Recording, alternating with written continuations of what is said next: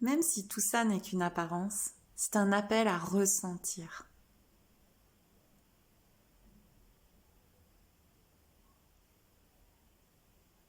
Et on ne saura jamais qui ressent.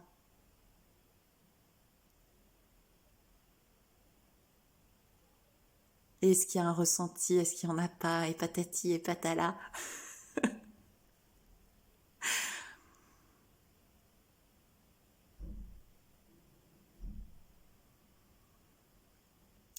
Dans quelle partie du corps est-ce que cette aiguille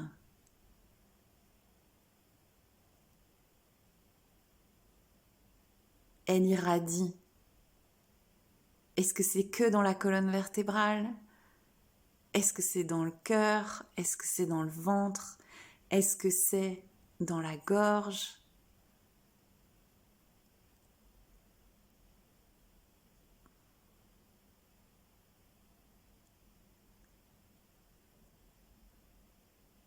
Et c'est à travers ce ressenti que semble se dissoudre la dualité entre l'apparent corps et l'apparente aiguille. Simultanément, il n'y a pas d'aiguille, il n'y a pas de corps, il n'y a pas d'histoire, il n'y a pas de dissolution, il n'y a jamais eu de dualité.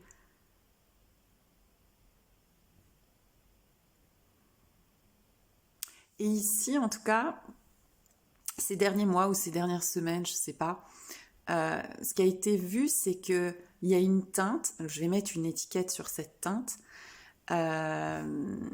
qui s'est fait plus intime, plus précise, qui est la teinte de la rancœur et du ressentiment. C'est-à-dire que souvent avant, c'était juste ce qui était vu ou exploré, et là encore, c'est que des étiquettes, mais il y avait quelque chose par rapport à la haine, le rejet, la jalousie, et voilà cette teinte, ce contraste-là, euh, il s'est laissé voir.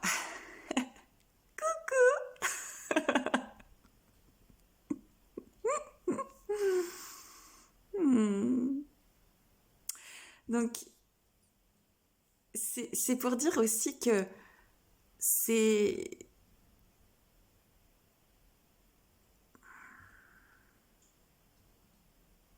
c'est que souvent il y a une telle idéalisation de cet amour inconditionnel.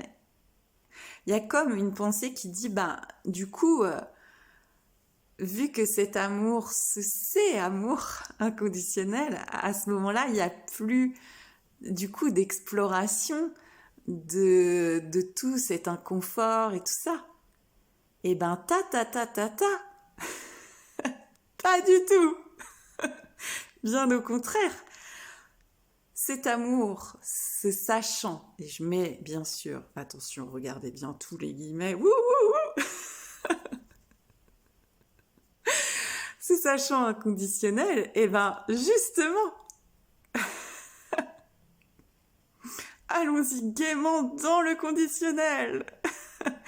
Et le rafraîchissement se fait. Et puis là, il y a Kirikou qui revient, enfin, c'est peut-être du coq à l'âne, je sais pas, mais c'est lui qui va retirer euh, l'aiguille. Et en fait, pourquoi aussi elle voulait pas qu'on la retire l'aiguille? Parce que elle pressentait que le moment où on allait lui retirer l'aiguille allait au moins être aussi intensément douloureux que le moment où on lui avait enfoncé.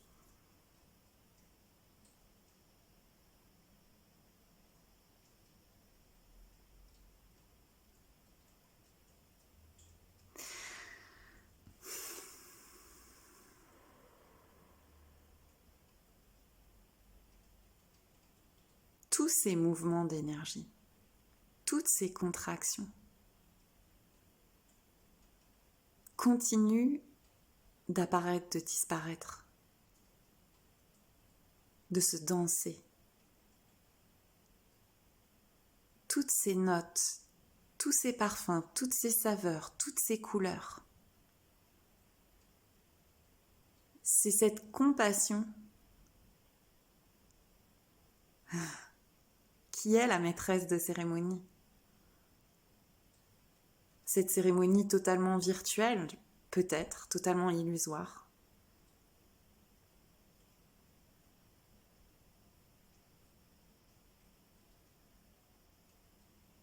Et qui permet à la vulnérabilité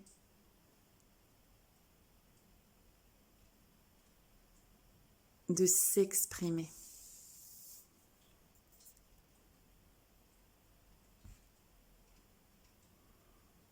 Librement.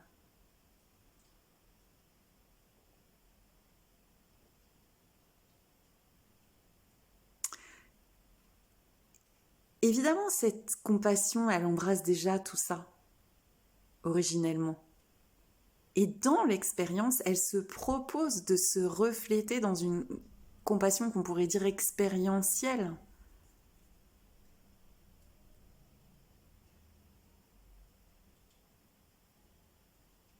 Et c'est là le cadeau.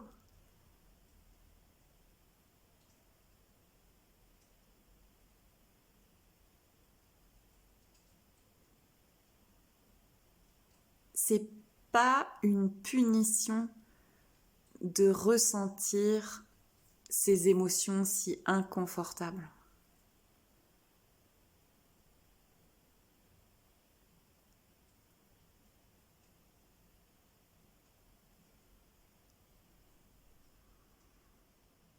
Et ce que j'ai envie de partager, c'est une profonde gratitude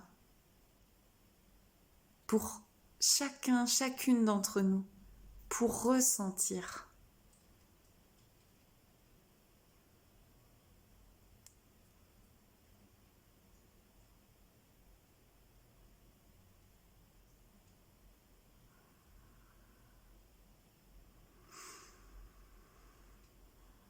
Une profonde gratitude pour cet enfant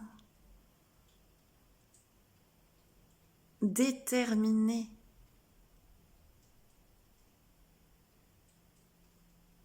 à se reconnaître dans son origine amoureuse. Cet enfant qui sait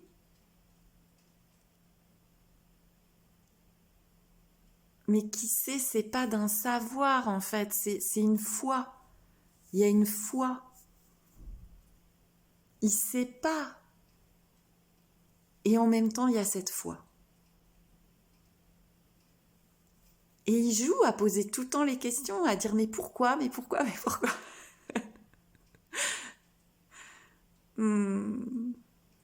Merci bel enfant. Pour ta nudité, pour ton courage, pour ta foi, pour ta lumière, pour toutes tes étincelles. Merci de vibrer cette compassion dans l'expérience, dans ton corps de chair et de lumière. Merci. Oh.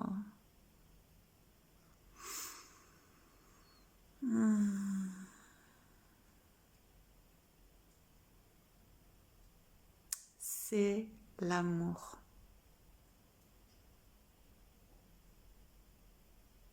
Qui danse l'arc-en-ciel de l'amour.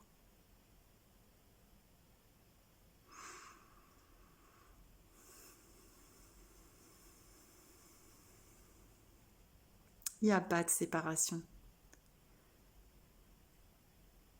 entre Kikirikou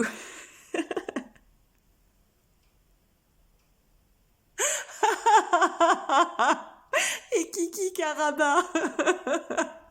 C'est tous les deux l'amour. Ah, je nous aime les arcs-en-ciel. Piou piou et piou piouk. Et bec bec.